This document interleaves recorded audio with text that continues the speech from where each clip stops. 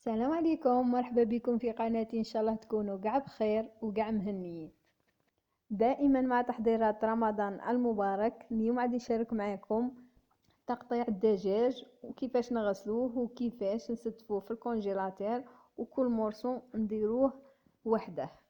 بما انه شهر رمضان المبارك ما بغيلاش بزاف، ان شاء الله يدخل علينا بالصحة والراحة وتكونوا كامل لاباس وكامل مهنيين.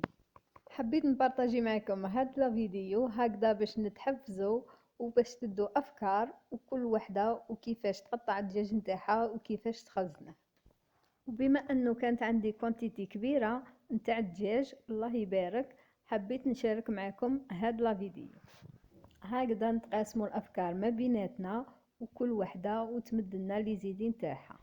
وانا صراحه اول مره نجمد اللحم او نكونجولي الدجاج، باسكو هاد العام راني في بلاصه بعيده وبعيده على الحوانت، سي بور سا قررت نوجد الدجاج هكذا باش ما نطيحش اون بان.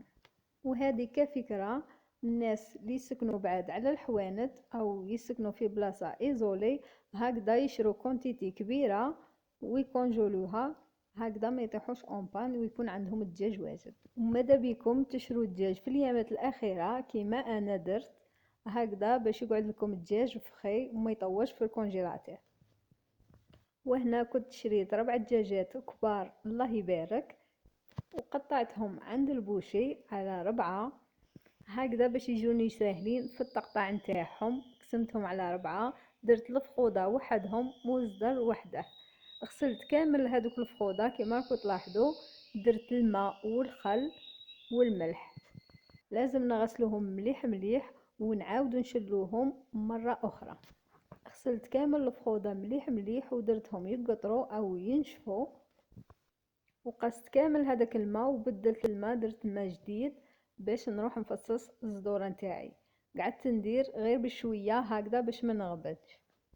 هنا جبت الصدورة اللي كانوا مقطعين على 2، يعني قطعهم في الوسط، قلعت لهم كامل هذوك العظومه الزياده كما راهم موضح امامكم هكذا. ما تحسش نديرو بهم الشوربه، نديرو بهم الحريره، المهم بنو بهم ماكلتنا هكذا باش تجي الماكله تاعنا بنينه. ماشي اوبليجي نديرو مورسو اللحم يكون كبير باش الماكله تجينا بنينه. وهي كل وحده كيفاش تخمم وكل وحده والطريقه تاع الطياب نتاعها. الله يحسن العون، العيشه راهي غاليه، يعني ما نبدلوش في الماكله تاعنا، نديرو قيسنا قيس رواحنا. وهنا غسلت كامل الدجاج نتاعي مليح مليح بالملح والخل، لازم نديرو الملح والخل باش يقلع لنا هذيك الزفراء او الريحه نتاع الدجاج. ونعاودو نغسلوه دوزيام فوا كما راكم تلاحظوا باش نضمنوا الدجاج تاعنا باللي راه نقي ونضيف مليح مليح. ونديروهم في سله ينشفوا ولا يقطروا باش كي ندخلوهم في الكونجيلاتير ما ندخلوهمش بالماء نتاعهم. لازم الدجاج تاعنا يكون ناشف مليح مليح. واذا وصلتوا لهذه المرحله نتاع الفيديو ما تنسوش ديروا لي جيم والبارطاج وتخلوا لي تعليق يكون شباب كيما نتوما هكذا باش تشجعوني ونزيد نجيب لكم الوصفات غير ساهلين ونجيب لكم غير حاجه سهله والاقتصاديه، وبيان سور تكون مضمونه 100%. ومازلنا مكملين في تحضيرات رمضان المبارك، مازال عندي بزاف صوالح شابين، بزاف صوالح نحضروهم في رحبة ونبارطاجيهم معاكم، ينقصوا عليكم التعب ويقلوا عليكم مجهود كبير وتتلاقوهم واجدين وساهلين في رمضان المبارك.